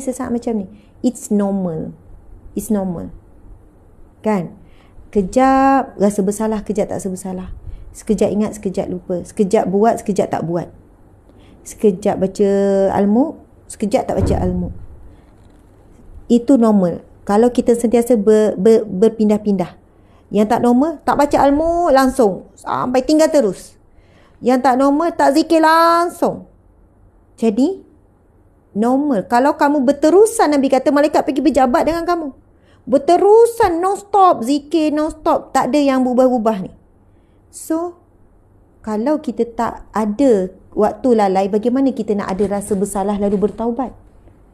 Sebab itu, Nabi dalam hadis Nabi, Allah tidak hairan. Allah tidak hairan dengan dosa-dosa yang kamu lakukan. Sebab itulah ujian manusia ada hawa nafsu yang mengajak melakukan dosa, kelalaian, lidah, bercakap tentang hal orang, bla bla bla tanpa sedar. Kerana itulah Allah sangat mencintai hamba-hamba yang bertaubat. Innallaha ma'as sabirin. Allah bersama orang sabar. Innallaha yuhibbut tawwabin. Allah mencintai orang-orang yang bertaubat. Macam mana nak termasuk di kalangan orang yang bertaubat kalau tidak melalui satu keadaan yang kita terjerumus melakukan maksiat? Bukan sengaja, terjerumus. Perkataan ter tu kena difahami. Sebab, oh saya hari ni macam tak buat dosa lagi. Macam tak ada dosa lagi lah. Macam mana nak jadi orang yang tergolong bertaubat? Buat dosa dulu lah sebelum tidur. Lepas tu buka telefon buat dosa jap. Tengok maksiat, tengok benda porno ke. Okay, sekarang bertaubat. No, dosa, maksiat, haram ada benda yang mesti berlaku secara tak sengaja, tak terkawal. Bukan dirancang. Kalau dirancang, lepas tu rancang taubat, itu dilarang. Merancang dosa untuk buat maksiat, plan itu ini, tak apalah nanti taubatlah. Itu dilarang daripada awal lagi, dan taubatnya seolahnya itu taubat yang tercela, taubat yang disengajakan melakukan dosa. Itu satu perbuatan awal lagi telah dicatat dosa yang begitu besar. Subhanallah, na'udzubillah, jangan kita merancang dosa untuk merancang taubat. Jadi, Nabi kata sekejap-sekejap, saatan-saatan, sesaat-sesaat. Maksudnya, kita tak boleh lama dah keadaan lalai. Lepas lalai sesaat, ingat sesaat. Lepas tu lalai balik, ingat balik. Lalai balik, ingat balik. Buat salah, taubat. Buat salah lagi, taubat. Buat salah lagi, taubat. Buat salah lagi, istighfar. Nampak tak? Nabi kata saatan-saatan, sesaat-sesaat. Jangan pula lalai sejam, taubat sesaat. Sebab tu Nabi sebut saatan-saatan, sesaat-sesaat. Biar seimbang. Biar seimbang. Lalai dengan ingat seimbang. Buat dosa, buat pahala seimbang. Bukan maksud suruh buat dosa ni. Faham maksud saya? Sekejap-sekejap, sesaat-sesaat. Jangan tak seimbang sangat. Kalaulah kamu peruntukkan 2 jam kamu berhibur, 2 jam jugalah kamu baca Quran. Seolah begitulah ya. Tapi kalau yang terbaiknya lah berhibur sekejap je lah. Ni lepas tengok movie 2 jam kat Netflix contohnya, sambung lagi movie lain. Drama 1 jam. Ui, sedih sangat. Tak boleh, kena tahu next. Sambung lagi. Sampai 5 jam. 5 siri drama berturut. Lepas tu bila nak baca Al-Mulk, Tabarakalladzi biyadihi 5 saat pun tak sampai. Dah lelap. 5 saat pula. Tak logik 5 minit. Masya Allah. Itu tak seimbang sangat. Sesaat-sesaat. Sesaat kamu ingat ni, 1 minit kamu ingat ni, 1 minit akhirat. 1 minit biar seimbang. Sini pun dah berat sikit dah ni. Tapi yang kedua adalah sesaat-sesaat.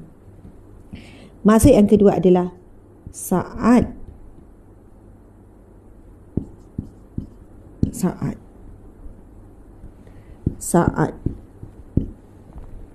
Apa maksud? Insya-Allah. Secara umumnya, manusia ada 3 saat dalam hidup dia.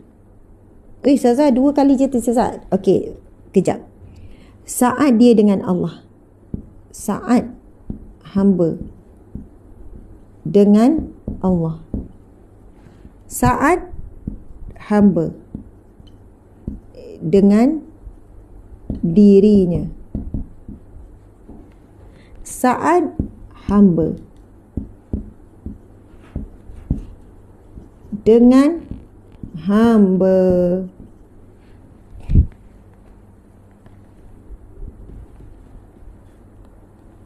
Saat hamba dengan Allah, saat hamba dengan dirinya, saat hamba dengan hamba. Kalau nak jelaskan ni panjang. Tak boleh nak dijelaskan dalam waktu yang singkat ni. Saat hamba dengan Allah, solat, puasa. Okey dah tu. Banyaklah solat, puasa, buat dakwah. Lagi? Sorry. Okey, solat, puasa, zikir, Al-Quran. Okey. Lepas tu saat hamba dengan dirinya. Apa dia? Dengan diri kita. Ini sama ni dengan Allah, kerja dakwah apa semua. Yang diri kita ni me time. Rehat, cari ilmu. Apa lagi? Muhasabah diri. Hiburan tu perlu tapi tak boleh berlebihan. Nampak tak? Sekejap encik suami ada urusan. Gitu sikit. Okey. Lepas tu saat hamba dengan hamba. Inilah dengan keluarga, urusan dengan manusia lain, ataupun dengan kucing, ataupun dengan pokok, dengan makhluk lain. Dengan keluarga, isteri, anak, adik-beradik, mak ayah, semualah. Okey. Kerja dengan majikan, dengan kawan-kawan, tulisan ni dah jadi berubah dah. Fahamlah tu ya, anak-anak tak apa. Okey. Tuan-puan sekian, sekurang-kurangnya 3.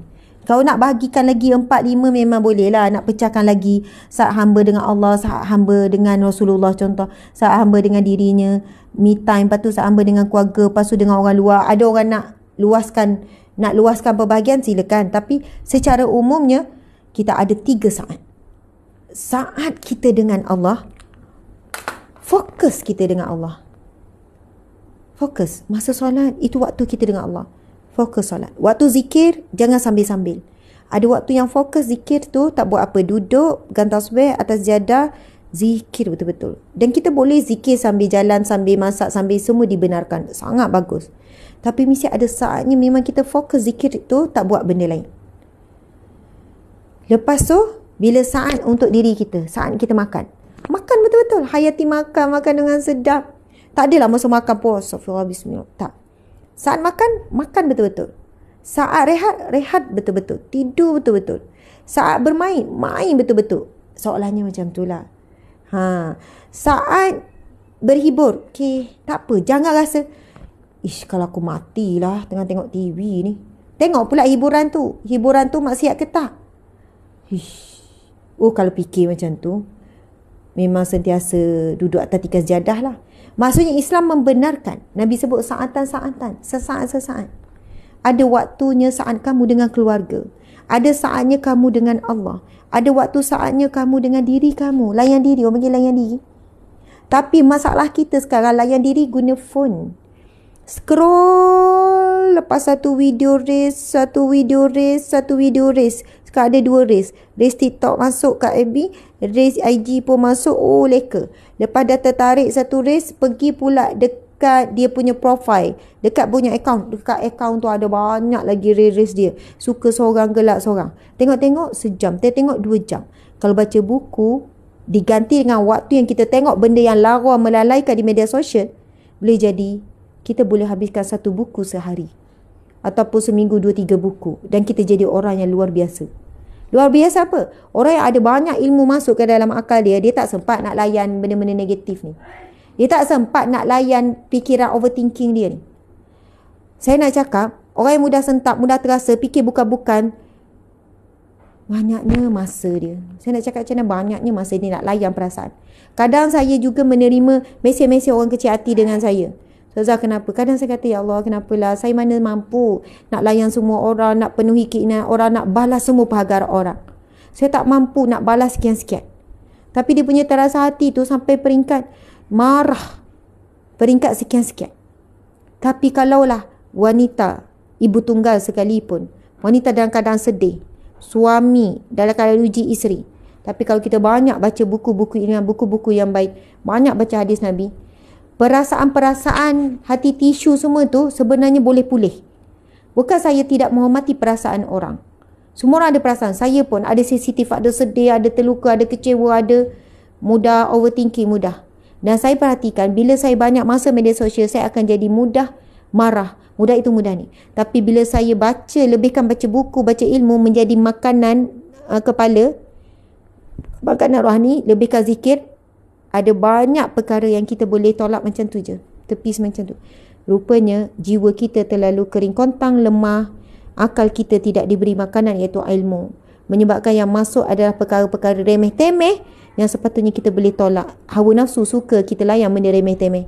Hawa nafsu suka masa, tenaga, fikiran kita, emosi kita diberikan kepada perkara yang tidak membawa kebaikan dunia dan kebaikan akhirat. Dunia pun tak bagus. Tak ada apa pun yang kita dapat kalau kita fokus ke perkara tu.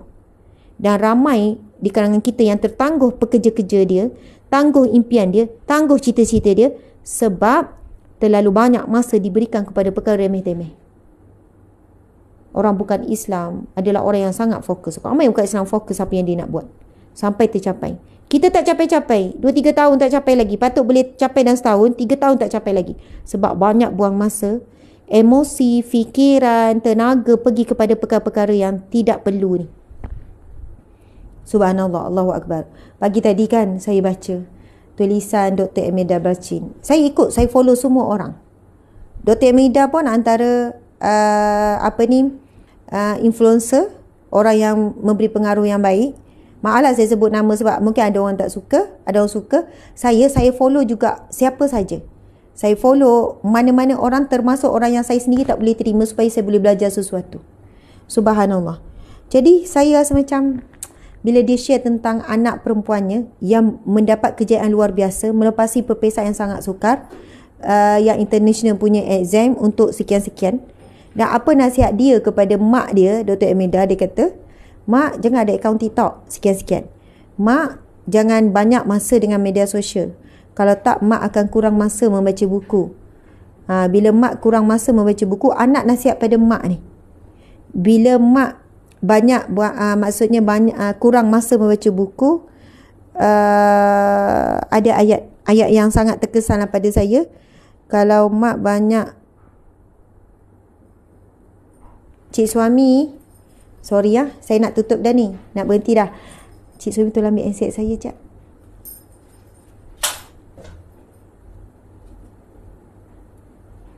Ada ayat dia, span.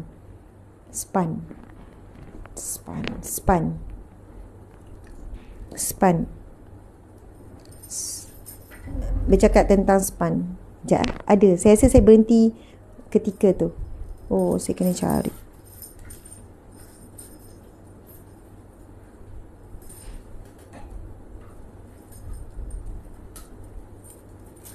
Okay, saya buka page. Ni. Okay, anaknya ni nasihat, mami don't go into TikTok, watching TT videos. Tengok TikTok videos will stop you from reading. Ia akan hentikan mami daripada membaca. It is more difficult to concentrate on reading books after you have watched many TT short video clips. Anak dia sebut ia akan menjadikan mami akan susah untuk baca buku ataupun fokus atau concentrate on reading books after you have watched many TT short videos. Lepas kamu tengok banyak video reels. It is bad for your attention span. Masya Allah. Okay, tuan-tuan sekalian, saya memang buka TikTok memang untuk dakwah, tapi dalam telefon saya tak ada akaun TikTok. Sama juga saya guna IG untuk dakwah, tapi dalam telefon saya tak ada IG. Sebab saya kenal diri saya sendiri lemah untuk mengawal semua tu. Kalaulah saya leka duk tengok tu ni, sebab itu kalau anak saya, Umi nak tengok jap IG Umi, tak ada, Umi tak install dekat telefon Umi. So Umi post-post dekat IG, dekat TikTok. Saya jawab, TikTok IG memang tim yang jaga untuk post-post video-video. Saya sendiri tak ada install sebab saya takut saya lalai dan saya tak mampu nak mengawal diri saya. Yang saya ada adalah FB page. Yang tu memang saya kontrol, saya tengok konten-konten. Dua lagi tu saya memang serah pada tim. Sebab itu saya tak pernah post sendiri di TikTok, di IG. Dan saya tak pandai nak buat posting pun di TikTok. So saya tak belajar pun lagi buat posting di TikTok macam mana. Tapi memang ada tim media, ada lebih kurang 10 orang. Siapa jaga TikTok, siapa jaga IG. Dan mereka kontrol untuk konten. Sebab saya dah cakap, saya masuk TikTok ni ada untuk dakwah. Jadi saya tahu kelemahan diri saya. Okey. Jadi tuan-puan sekalian, apa yang disebut sebenarnya mendalam. Bila kita tengok video reels, contohnya kita tengok reels, kita layan diri, kita cakap layan diri. Ini saatan ni, saat hamba dengan dirinya. Rehat, dekat hiburan ni. Ini yang sangat bahaya. Oh, sekejap Kejap.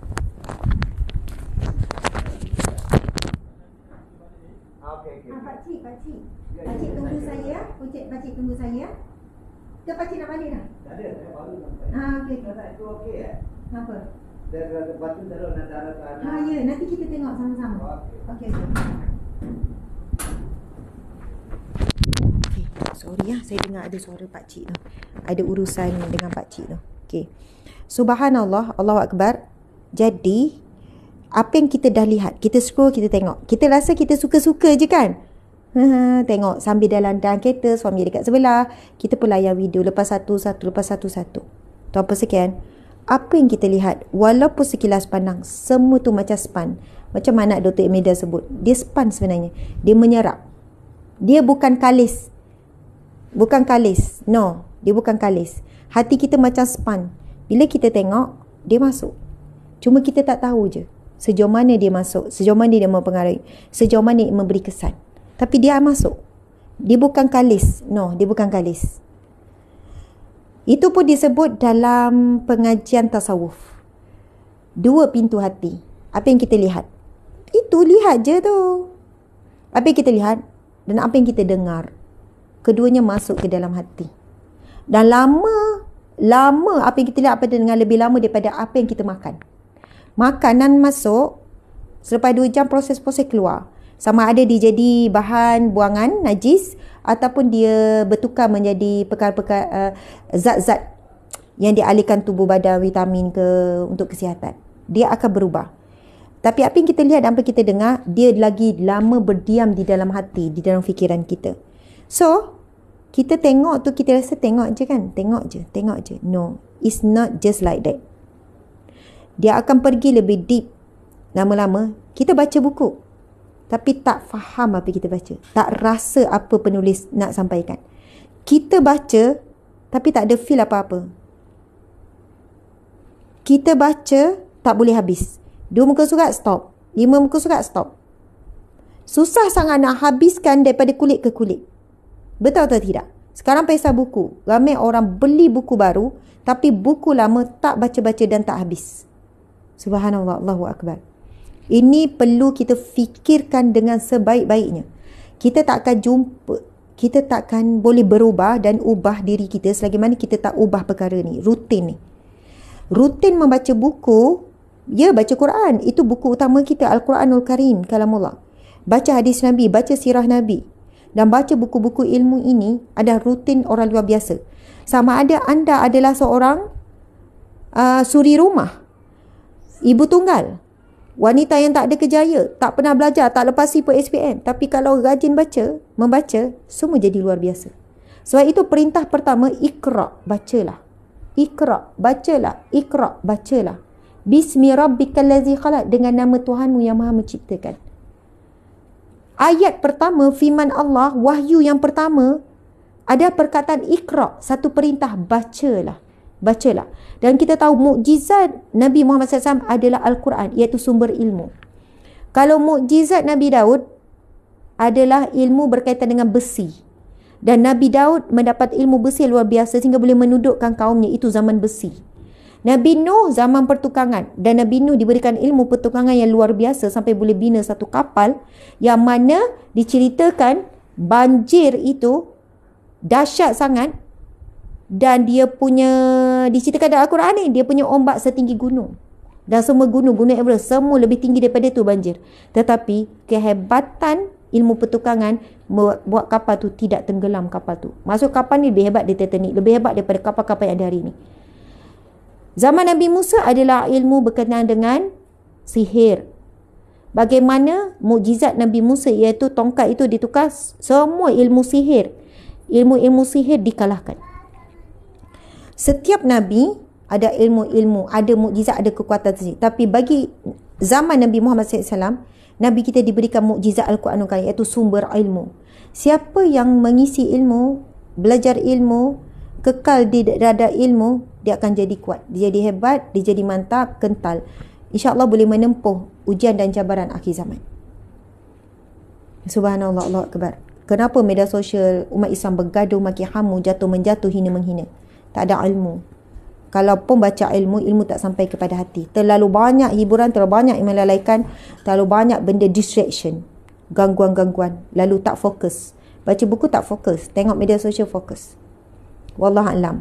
Kalau tak setuju dengan saya, tidak ada masalah. Tapi itulah apa yang saya sendiri rasai pada diri saya. Bila ada harinya saya baca, saya dapati diri saya berbeza. Lebih tenang, lebih cool, lebih kuat, lebih fokus dengan apa yang dibuat. Dan banyak perkara boleh siap pada hari itu. Tapi bila ada hari saya layan media sosial berlebihan, maka saya ingat balik hari ni buat apa, tak banyak dibuat.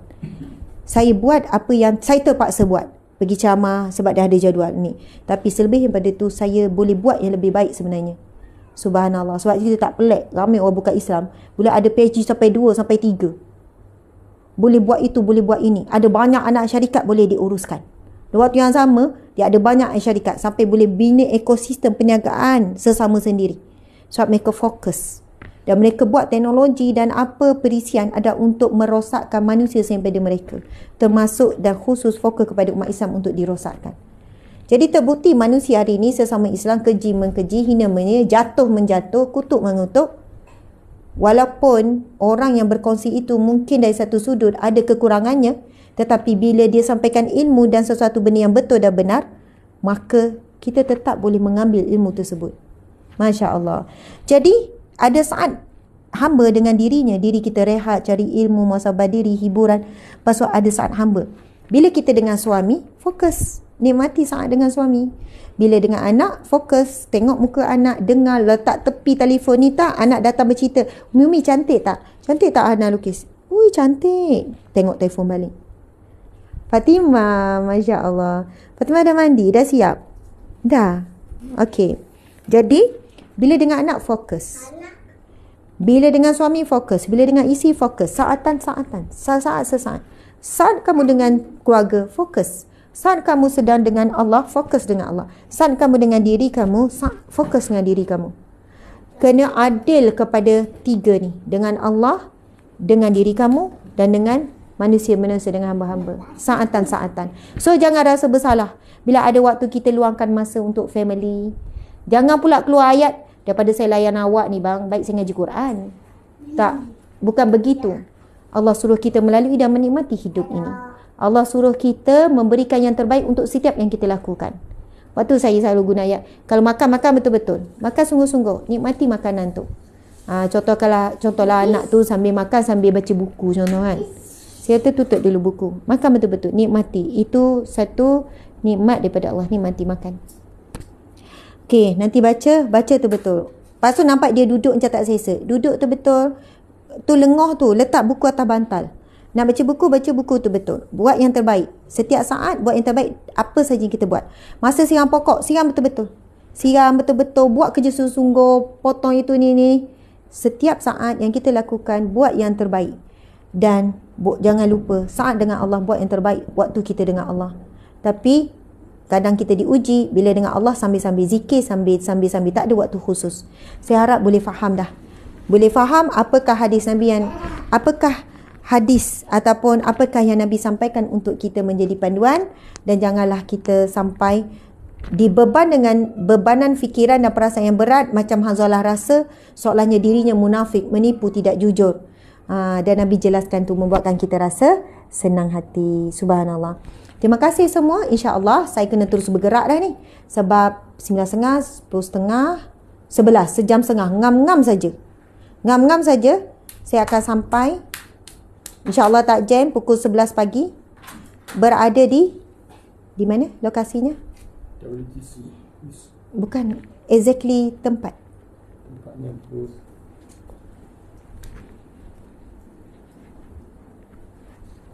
Itu tu, Encik. Okey, saya akan berada pukul 11 pagi 29 Mei hari ini. Bukan petak utama. Tukar lokasi. Bukan petak utama. Jom kita jumpa sekejap lagi pukul 11 pagi insya-Allah. Saya untuk hari ini adalah bersama dengan Pustaka Permata Ummah di Bilik Kuala Lumpur Aras 5. Cari lokasinya adalah Bilik Kuala Lumpur Aras 5. Tolong beri perhatian, lokasi berubah di Bilik Kuala Lumpur. Nama bilik tu Kuala Lumpur di Aras 5. Tekan ataupun naik eskalator Aras 5. Okey, sekejap lagi kita akan jumpa insya-Allah.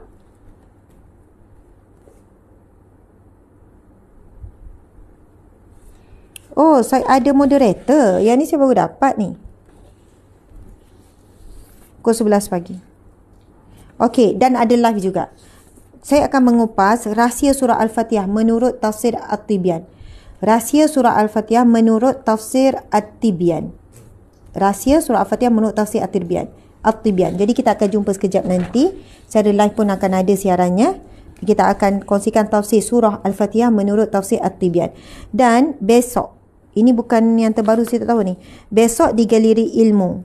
Okey, ini yang terbaru. Esok di Galeri Ilmu. Hari Selasa 10.30 hingga pukul 12. Di booth 3068. Sebelum ni ada 2 program di Galeri Ilmu tapi kita tak dapat pada hari Rabu. So pada hari Selasa saja di Galeri Ilmu. Jadi sebelum ni kan makluman 2 kali di Galeri Ilmu kan. Tapi esok saja. Hari Rabu saya tak dapat dengan Galeri Ilmu. So esok saja. Tolong ni, takut orang datang juga hari Rabu kata ada slot Ustazah. Minta maaf. Tolong ambil pada. Okey, lepas tu di Pavilion PTS hari Sabtu, Ahad. Ahad ada 2. Ada di acara pentas utama bersama dengan Masri. Okey, terima kasih. Jadual semua tu boleh tengok dekat page laman rasmi. Hebahan tu dibuat. Saya mohon maaf salah dan silap. Terima kasih pada semua. Kita tangguhkan dengan tasbih kafarah dan surah Wal-As. Bismillahirrahmanirrahim. Subhanakallahumma wa bihamdika asyhadu an la ilaha illa anta astaghfiruka wa atubu ilaih. Bismillahirrahmanirrahim.